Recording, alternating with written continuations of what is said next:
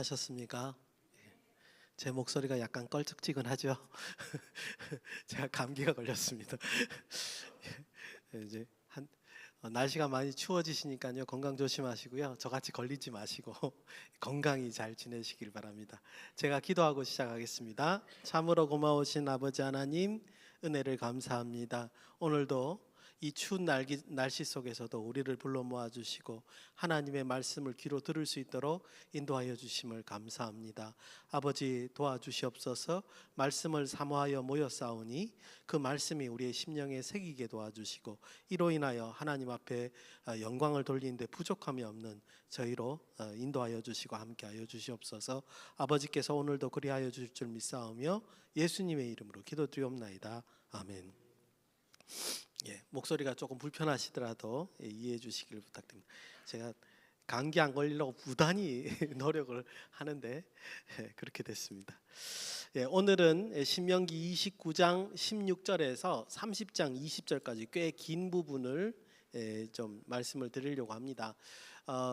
이제 중간에 잘려 보려고 했는데 쉽지 않았습니다. 왜냐하면 이제 29장 16절부터 30장 14절까지가 연결이 되거든요. 그래서 이제 거기를 자르고 또 15절부터를 또 따로 설명드리기가 좀 이제 애매하기도 하고 그래서 이제 오늘은 약간 이제 중심 구절을 같이 읽고 그다음에 그걸 해석하면서 내용이 어떻게 전개되는가 그렇게 좀 살펴보려고 합니다. 지난주에 말씀드린 것처럼 신명기 29장에서 30장은 모압 언약이라고 불리는 그런 부분입니다. 모압 평지에서 이제 모세가 마지막으로 하나님의 언약의 말씀을 이제 전하는 장면입니다. 언약의 말씀이다라고 표현이 돼 있긴 한데 사실은 뭐 맹세를 다짐하는,거나 뭐 이제 언약식을 체계하는,거나 이런 내용이 들어있지는 않습니다. 그래서 언약식이라고 하기에는 좀 어렵습니다만, 근데 시작이 언약의 말씀이다 이렇게 표현하고 있기 때문에 우리가 이거를 모세 언약이다 이렇게 부릅니다. 그래서 이제 한 5단락으로 좀 나누어 볼 수 있어요.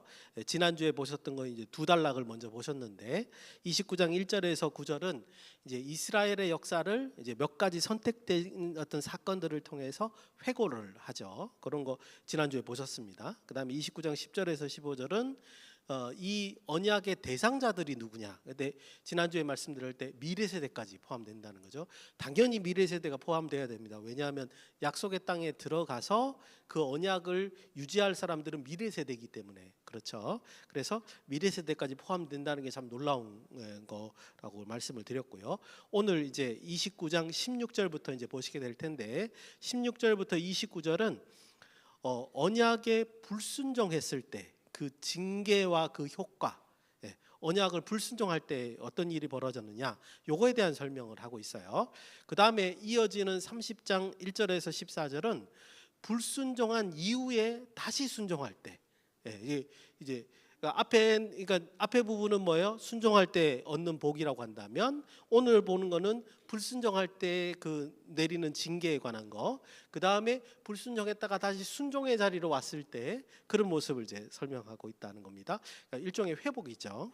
그 다음에 마지막 30장 15절에서 20절은 이제 모세가 마지막으로 진짜 이제 여기서 마지막으로 권면하는 거죠. 이제 우리 잘 아는 부분이 있습니다.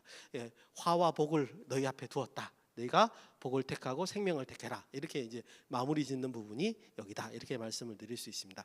그래서 이제 상당히 많은 내용을 설명드릴 수가 없어서 제한된 시간에 이제 중요 구절을 통해서 중심 내용을 살펴보는 방식으로 한번 진행해 보겠습니다. 오늘 3단락을 살펴보는 거예요. 첫 번째 단락입니다. 29장 16절에서 29절로 언약의 불순종에 대한 그 징계와 그 효과에 대한 설명이 있습니다. 대체적으로 제가 이제 많이 말씀드렸는데 구약은 앞에 부분의 정보들이 많이 있습니다. 특별히 18절, 19절을 우리 같이 읽을 텐데요. 여기서 이제 어떤 내용이 있는가? 특별히 불순종을 뭐를 가지고 불순종이라고 얘기하는가? 그걸 한번 보시겠습니다. 18절부터 19절 같이 읽겠습니다.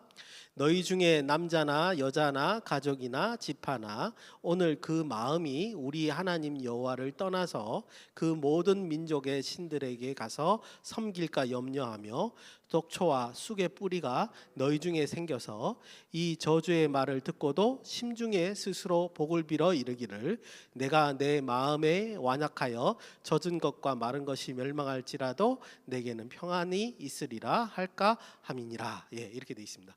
여기서 보시면 좀 이해 안 가는 부분들이 조금 있어요. 독초와 쑥의 뿌리가 뭐냐 이럴 수 있는데 내용상 보면 이 우상 숭배를 해서 그 우상 숭배하는 마음, 그죠? 우상을 따르고자 하는 그 마음, 이것이 이제 독초와 쑥의 뿌리로 표현된 것 같고요. 그다음에 그 뒷부분에 19절 뒷부분에 젖은 것과 마른 것이 멸망할지라도 젖은 것이 뭐고 마른 것이 뭐냐 헷갈리실 수 있지만 중요한 게 아니라 문맥은 쭉 보니까 뭐야? 뭐 세상이 이제 뭐 이렇게 점점 망해져 가도 내게는 평안이 있으리라 이렇게 생각한다는 거죠. 예, 그런 내용으로 우리가 이제 이해해 볼 수 있습니다. 그러니까 그런 말들을 이해를 못 하더라도 이제 전체적으로 이해하는 데는 크게 어려움이 없습니다. 자, 그래서 도대체 여기서 불순종을 뭐라고 표현하는 거예요? 우상숭배라고 지금 표현한 겁니다. 그래서 이제 우상숭배에 대한 경고의 말씀으로 보이는데 이 우상숭배를 그 하나만 얘기하는 게 아닌 것 같습니다. 그래서 몇 가지 지금 여기에 표현들을 통해서 몇 가지를 좀 짚고 넘어가야 될 것 같아요. 첫 번째, 여기서 말하는 우상숭배는요, 우상숭배 하나 그것만 하지 말아라 이런 뜻이 아니고 율법의 전체를 대표하는 성격이 있습니다. 그러니까 우상숭배도 하지 말고 다른 것도 명령도 다 하나님 말씀 지키라는 거죠. 그 얘기지 우상숭배만 하지 않으면 하나님 말씀 안 지켜도 된다 그 뜻이 아니라는 거예요. 우상숭배가 대표적인 성격을 좀 띠고 있고 그 한 가지를 이제 설명하면서 모든 율법을 따라야 된다. 하나님께서 우상숭배를 하지 말라 그랬기 때문에 그걸 대표성을 띈다 이런 말씀이고요. 두 번째는 뭐냐면 우리 표현 가운데 18절의 마지막에 그 모든 민족의 신들에게 가서 섬길까 염려하며 이렇게 돼 있죠. 그때 그 모든 민족의 신들이 뭐냐 하면요, 사실 제가 앞에 16절부터니까 안 읽었잖아요. 16절 17절에 보면 애굽에서 출발해서 광야를 지나와서 모압 평지 올 때까지 이방들의 모든 우상 신상들을 이스라엘이 다 봤단 말이죠. 그 모든 것, 그 모든 너희들이 다 봤던 모든 우상들 어떤 것이라도 섬기면 안 된다 이런 뜻이라는 거죠. 자, 두 가지입니다. 첫 번째, 우상숭배라는 말은 전체 율법, 우상숭배를 하지 말라는 표현은 전체 율법을 확실히 지켜라라는 대표성이 있다는 것이고, 두 번째는 우상숭배 그러면 어떤 것이 우상숭배냐? 여호와를 제외한 모든 것, 모든 신들은 다 우상이라는 거죠. 그래서 어떤 신도 여호와 이외에는 섬기면 안 된다. 이런 설명이 있고요. 그다음 이제 한 가지 이 표현 중에서 세 번째로 보실 게 뭐냐면 그 뒤에 표현이에요. 내가 내 19절 마지막에 내가 내 마음에 완악하여, 마음에 완악하여 젖은 것 마른 것이 망할지라도 세상이 다 망할지라도 내게는 평안이 있으리라 할까 함이라. 이게 무슨 말이에요? 나는 아주 이렇게 용험한 이 신을 내가 우상을 모시고 있기 때문에 세상이 망해도 나는 안 망해 이런 생각, 이렇게 염려하신다는 거예요. 근데 그건 뭐예요? 가짜라는 거죠. 지금 그러니까 이 말은 뭐냐면요, 우상 숭배의 결과는 굉장히 무서운 거라는 거예요. 우상에 들어갔다가 우상 숭배에 들어갔다가 다시 나와서 여호와를 섬길 수 있느냐? 그게 아니라는 거예요. 한번 우상 숭배 쪽으로 빠지기 시작하면 어떻게 된다고요? 절대 스스로 하나님께로 돌이킬 수 없다는 것을 잘 보여주고 있습니다. 속으로 그 생각을 하는 거예요. 내가 지금 선택한 신들 가운데 얘가 제일 좋아. 그래서 내가 얘를 선택했기 때문에 어떤 세상의 위협이라도 나는 안전할 거야. 혹은 내가 얘도 용험한 애들 다 섬기는 거예요. 얘도 이렇게 세 명이나 내가 걸어놨기 때문에 절대로 나는 망하지 않을 거야. 그렇게 생각한다. 그런데 성경에서는 우상은 다 가짜 신이잖아요.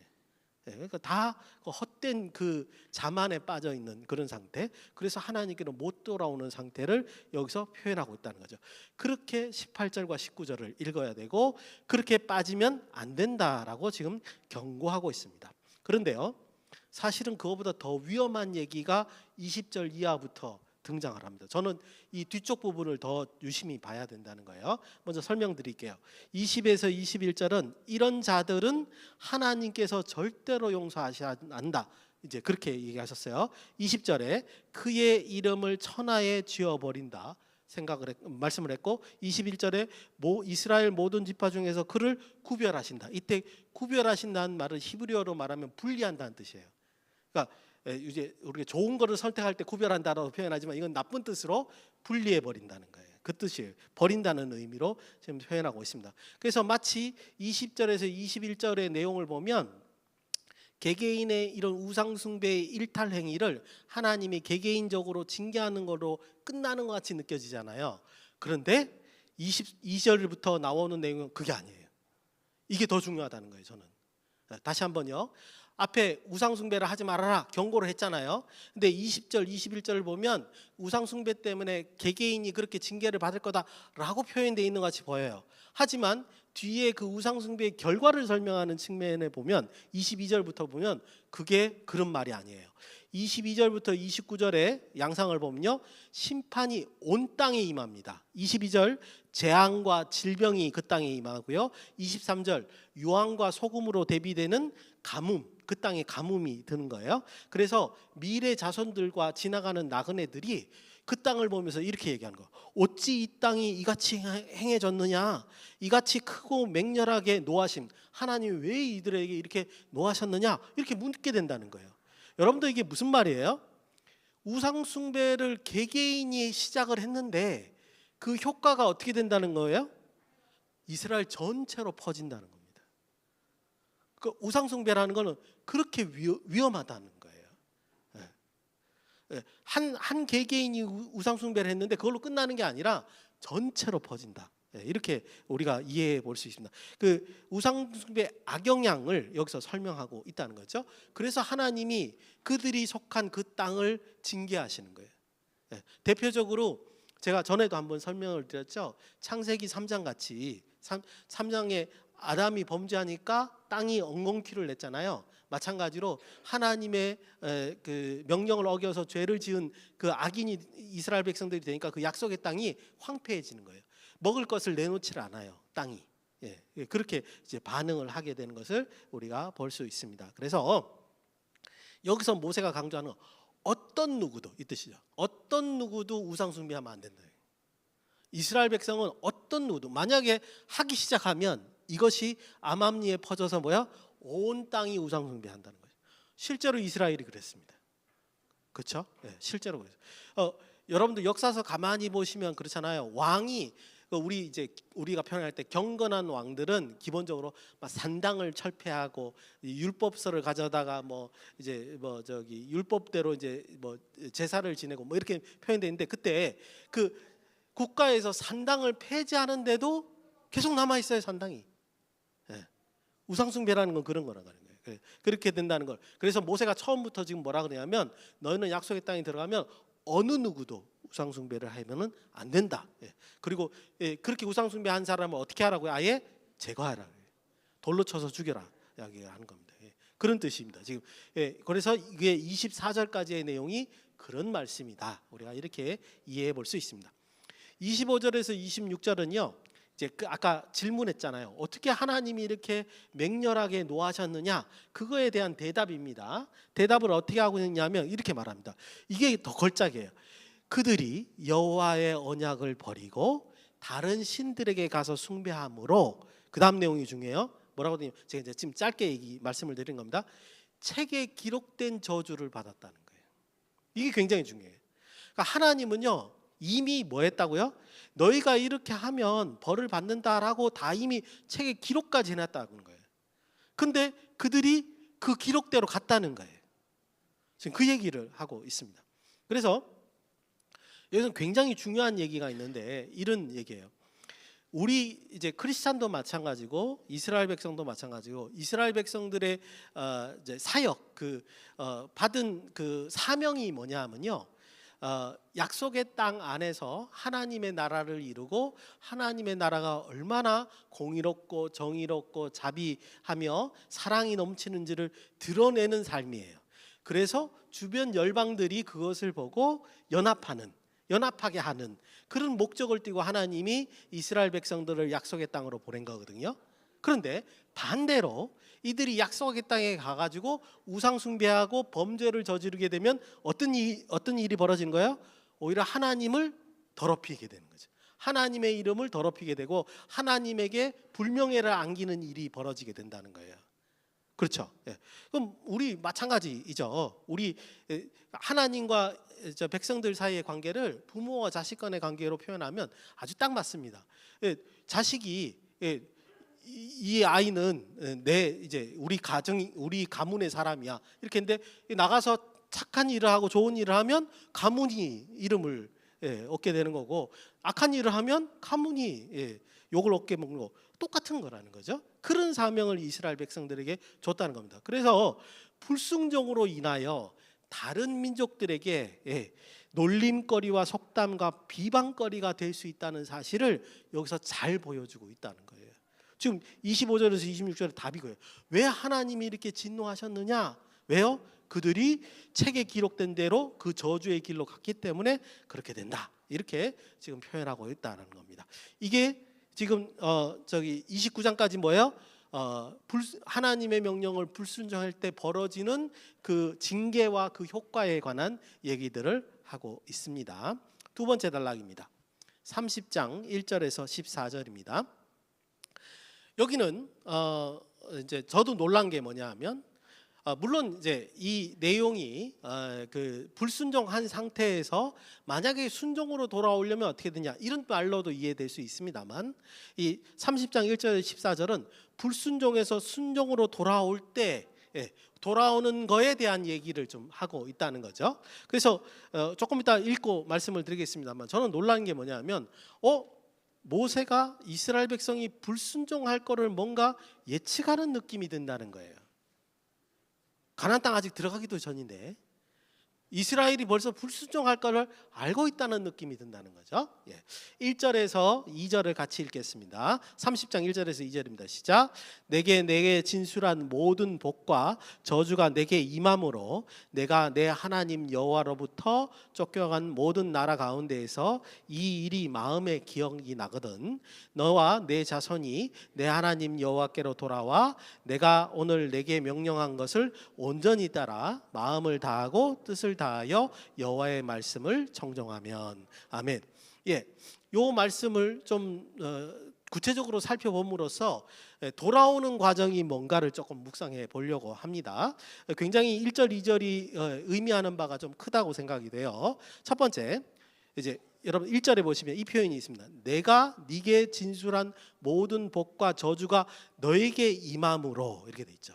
즉 지금 그 앞단락이죠. 29장 그 마지막 부분 거기입니다. 즉 이스라엘 백성들이 하나님의 명령을 어떻게 했다고요? 불순종했다고요. 그래가지고 그 저주가 임했어요. 그래서 이스라엘 백성들에 있는 땅이, 약속의 땅이 다 황폐해지고 이스라엘 백성들은 거기서 더 못 살고 쫓겨나서 포로민들이 된 거예요. 그러니까 이스라엘 백성이 지금 어디 있어요? 포로지에 끌려가 있는 상태라는 거예요. 그래서 그 저주가 임함으로 그렇게 되었을 때 그때를 지금 설명하는 거란 말이죠. 그래서 지금 아까 제가 말씀드린 대로 이스라엘 백성들이 하나님의 명령에 불순종해서 쫓겨나는 상황을 예측하고 있다는 사실이 놀랍다는 거예요. 아직 약속의 땅도 들어가지 않았는데. 더군다나 앞에 축복의 말씀보다, 축복의 말씀 지난주에 했습니다. 축복의 말씀보다 이 쫓겨나고 그 불순종하는 얘기가 더 길어요. 2배나 돼요. 양적으로 봐도. 그렇다는 건 가능성이 누가 더 많다는 거예요? 불순종할 가능성이 굉장히 높다라는 겁니다. 근데 이게 사실은 말이 안 되는 거거든요. 왜 말이 안 돼요? 이스라엘 백성들은 그 많은 기적들을 경험해 왔잖아요. 이미 지난주에 했던 것처럼 많은 기적의 사건들을 이미 경험한 사람들이거든요. 그리고 하나님이 특별히 출애굽기 20장 음성으로 귀로 들려주셨어요. 하나님 목소리를. 그다음 그뿐만 아니라 어떻게 하면 너희가 나와 함께 살 것이다 라고 율법도 주셨어요. 하나님이 주실 거 다 주셨단 말이죠. 그럼에도 불구하고 불순종한다는 거죠.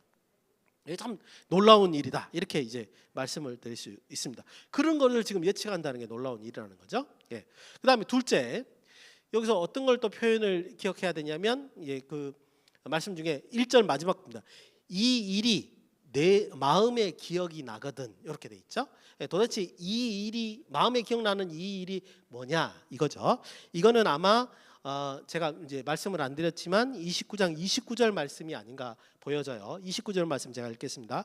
감추어진 일은 우리 하나님 여호와께 속하였거니와 나타난 일은 영원히 우리와 우리 자손에게 속하였나니 이는 우리에게 이 율법의 모든 말씀을 행하게 하심이니라. 이렇게 돼 있습니다. 말씀이 좀 어렵죠, 그죠? 감추인 일은 뭐고 또 나타난 일은 무엇인가? 이거 어렵게 생각 안 하셔도 안 돼요. 감추인 일은 하나님께서 계시하지 않은 일이에요. 그러니까 우리가 모르는 일이에요. 하나님이 은밀하게 작업하시는 그 일들이에요. 우리 눈에 보이지 않는 일들을 말하는 거고, 나타난 일은 뭐예요? 모세를 통해서 말씀으로 기록해 놓은 거. 어떤 거죠? 명령을 잘 지키면 너희가 이렇게 복을 받고, 요거. 그다음에 명령을 지키지 않으면 뭐예요? 저주를 받고. 예, 그거. 이게 이제 나타난 일이라는 거죠. 그 다음에 29절 마지막에 뭐라고 되어 있습니까? 우리에게 이 율법의 모든 말씀을 행하게 하심이라. 예, 그래서 다시 이제 이제 1절 마지막으로 보면 이 일이 마음에 기억나거든이라는 말은 이 일은 뭐예요? 감추어지지 않은 것, 나타난 일이자 이미 율법에 기록된 일들을 말하는 겁니다. 그것이 생각나거든. 자, 이 말이 무슨 뜻이죠? 우리가 요 말을 가지고 회심이라고 생각하는데요. 회심 아니에요, 이거는. 예, 이 일이 기억난다는 거는 그건 뭐냐면 저는 이렇게 표현하고 있습니다. 하나님의 사랑입니다. 하나님이 또다시 주시는 기회입니다. 왜 그러냐? 이 일이 기억난다는 게 뭐예요? 지금 얘네들이 어디 가 있죠? 포로지에 가 있잖아요. 그래서 포로지에 있다가 가만히 생각해보니까 왜 우리가 이렇게 됐지? 생각해보니까는 이미 율법책에 있어요. 하나님의 명령을 어기면 이스라엘 땅이 황폐해지고 쫓겨나서 포로지에 가겠다, 다 적혀 있는 거예요. 이게 적혀 있네? 그게 이제 기억난 거예요. 말씀대로 되네? 이제 그때서야 깨달은 거라는 거죠. 그러니까 아직 돌아온 게 아니에요. 회심한 게 아니고 이 일을 생각나게 한 것은 뭐예요? 하나님이 그렇게 깨닫게 하셔서 돌아올 수 있는 기회를 허락하시는 거라는 거죠. 그런 표현인 겁니다. 이 일이 생각나거든. 그 다음에 이제 2절이죠. 2절에 어떤 내용이 있느냐? 마음을 다하고 뜻을 다하여 여호와의 말씀을 청종하면, 여기 이제 회심이죠. 그래서 하나님 말씀대로 되는구나. 그래가지고 그렇게 하면이라는 건데, 요 지금 표현 마음을 다하고 뜻을 다하여 여호와의 말씀을 청종하면이란 말이 요 이후로요 3번이 더 나옵니다. 6절에도 나오고 9절 10절에서도 등장을 하는데, 여러분 이것이 하나님께로 돌아오는 조건이 아닙니다. 그러니까 하나님이 이스라엘 백성들을 받아들이는 조건이 될 수가 없어요. 말씀을 청종하면 무조건 구원을 할 수 있느냐? 아니에요. 구원받을 수 있는 자격이 있느냐? 아니에요. 왜냐하면 이들 자체가 이미 약속의 땅에서 쫓겨났잖아요. 불순종해서, 그죠? 이미 쫓겨난 상태인 거예요. 그래서 여기서 그래도 말씀이 기억나서 다시 하나님의 말씀을 청종하려고 달려들면, 그러면 하나님이 그들을 자비롭게 다시 한번 받아주신다는 뜻이에요. 자격이 있는 게 아니에요. 회심했다고 해서 자격이 주어지는 게 아니에요. 근데 하나님은 그 회심을 귀히 여기신다는 거죠. 돌아오려고만 생각하면 하나님은 그거를 받아줄 의향이 있다라는 거예요. 그 뜻이지 회심하는 것이 무슨 공로나 자격이 주어지는 것은 아니다. 이거를 지금 상황적으로 보면 판단이 될 수 있습니다. 그래서 여기도 역시 하나님이 이 회심을 귀히 여겨줘서 다시 돌아오게 하신다. 지금 이 얘기를 하고 있습니다. 11절에서 14절은요. 그러면서 모세가 뭐라고 표현하냐? 하나님의 율법을 지키는 일은 어려운 일이 아니야. 이렇게 이제 설명하고 있습니다. 11절 14절 보면 먼 곳 하늘에 가서 가져오거나 바다에 멀리 가서 가져오거나, 지금이야 이제 우리가 바다를 쉽게 가지만 항해술이 발달해서 받지만 이제 특히 성경에 있는 문헌 자체에서는 신약도 마찬가지예요. 바다를 항해하는 게 보통 일이 아닙니다. 그래서 이제 바다 얘기가 나오면 먼 곳이다 이렇게 이해하시면 돼요. 그러니까 하늘에서도 바다에서도 그런 데 가서 먼 곳에 가서 가져와다가 사용하는 그런 귀찮은 것도 아니고, 뭐라 그러냐? 이스라엘의 입술과 마음에 있다 이렇게 표현합니다. 그래서 되게 쉬운 거다 이렇게 지금 표현하는 거예요. 율법이 그렇게 쉬운데 너희들이 그걸 왜 안 지키느냐 이렇게 표현하는 거죠. 14절 이제 한 절 말씀 같이 한번 읽어보겠습니다. 시작. 오직 그 말씀이 내게 매우 가까워서 내 입에 있으며 내 마음에 있은즉 네가 이를 행할 수 있느니라. 아멘. 예. 자, 이럴 때 저는 묵상하고 싶은 게 이거예요. 내 입에 있으면 내 마음에 있다. 매우 가깝다. 이게 도대체 구체적으로 무슨 뜻이냐라는 거예요. 이스라엘 백성들에게. 예. 왜 이렇게 표현했느냐. 제가 생각할 때 신학적으로 첫 번째는 뭐냐면 하나님의 형상을 가리키는 것 같아요. 이제 우리가 찬양 중에도 있잖아요. 당신은 사랑받기 위해 태어난 사람. 그렇죠? 그 사실이에요. 무슨 말이냐? 우리가 태어날 때부터 하나님의 형상을 받았기 때문에 이미 형상 속에 하나님의 닮은 것 속에 하나님과 우리가 교통할 수 있는 장치가 이미 돼 있는 거예요. 그러니까 하나님만 바라보면 사랑받게끔 돼 있는데 안 바라본다는 거죠. 그래서 그런 의미일 수도 있어요. 내 입에 있으면 네 마음에 있다라니 말이 그런 표현일 수도 있고, 약간 이게 이제 여기 문맥상에서는 조금 멀리 있는 말씀이기도 합니다만, 두 번째, 왜 과연 이 얘기를 왜 하느냐? 네 입에 있으면 네 마음에 있은즉, 이건 무슨 뜻이냐? 29장 첫 번째 단락 뭐예요? 회고, 역사적 회고. 이미 너희들은 은혜를 경험했지 않냐. 그리고 은혜를 경험하면서 네 마음속에 와, 하나님이 살아계시네. 그리고 입술로도 하나님을 찬양하고 와, 하나님이 우리를 구원해 주셨다. 이미 말한 적이 있다는 거예요. 이미 경험한 적이 있고 그랬는데 자신의 욕망에 가려서 그게 하도 오래돼서 40년 전이 돼서 잊어버렸거나 망각했거나 혹은 욕심에 가려져서 그 사실을 까맣게 잊어버리고 그다음에 인정하지 않으려는 그런 적이 있었나? 이렇게 돼버리는 그런 상태일 수 있다는 거죠. 그래서 이미 너희들이 그걸 깨닫지 못한다 할지라도 네 입술에 있고 네 마음에 있다. 모세가 이렇게 얘기해요. 그래서 너희가 만약에 그 율법에 행하기만 하면 굉장히 쉬운 일일 거라는 거예요. 모세가 어려운 일이 아니라는 거예요. 근데 왜 안 해서 너희가 지금 포로지로 끌려오는 이 상황을 너희가 스스로 자초했니? 라고 모세가 지금 얘기하는 거죠. 마지막 세 번째 단락입니다. 역시 짧게 15절에서 20절 이제 마지막 모세의 권면인데 이어지는 것 같아서 19절 우리 같이 읽겠습니다. 시작. 내가 오늘 하늘과 땅을 불러 너희에게 증거를 삼노라. 내가 생명과 사망과 복과 저주를 내 앞에 두었은즉 너와 내 자손이 살기 위하여 생명을 택하고. 여기서 이제 하늘과 땅을 부릅니다. 이사야서 1장에서도 이게 나오는데요. 여러분들 이렇게 생각하셔야 돼요. 하늘과 땅, 하늘이여 들어라, 땅이여 들어라, 뭐 이런 얘기가 이제 이사야서 1장에 나오지 않습니까? 그게 무슨 뜻이냐면 이 천지는요 태초부터 있었잖아요. 태초부터 이 모든 세계에서 벌어지는 일들을 다 목격한 자들, 피조물이라는 거예요. 여기도 마찬가지예요. 하늘과 땅을 들어서 증거를 삼는다는 것은 하나님이 이 하늘과 땅을 파하기 전까지는 뭐예요? 증인이 되는 자들이에요. 그래서 영원한 언약이다 이런 의미를 갖고 있고, 그 다음에 생명과 사망, 복과 저주를 너희 앞에 선택의 길에 두었다. 그래서 너희가 근데 어떻게 하라고요? 살기 위해 생명을 택하라 이런 말씀입니다. 그러니까 지금까지 있는 내용을 종합하면서 이제 권면하는 내용인데 한마디로 표현하는 건 이거예요. 오직 생명을 얻는 방법은 여호와 한 분뿐이라는 거예요. 여호와께서 명령하신 것을 잘 마음과 뜻을 다하여 지키고 사랑하고 따라가는 거, 이게 생명의 길이다. 이거 어디서 많이 들어봤죠? 오직 생명은 예수 그리스도, 우리 그렇게 얘기해요. 똑같습니다. 우리에게 생명을 주시는 분은 하나님밖에 없다라는 거죠. 그거를 지금 잘 설명하고, 율법이라는 건 뭐냐? 그 생명으로 가는 길을 안내하는 역할이다. 이렇게 지금 모세가 얘기하면서 그 율법을 따라서 생명을 취하라. 여호와를 사랑하고 여호와의 말씀을 준행하면서 살아라. 이렇게 명령하고 있는 것을 볼 수 있습니다. 이제 마지막 정리하고 마치겠습니다.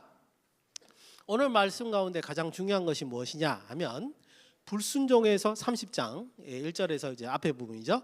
다시 불순종에서 순종으로 돌이키는 장면이라는 걸 볼 수 있습니다. 거기서 우리가 뭘 발견했냐면요, 하나님의 자비하심을 볼 수 있었죠.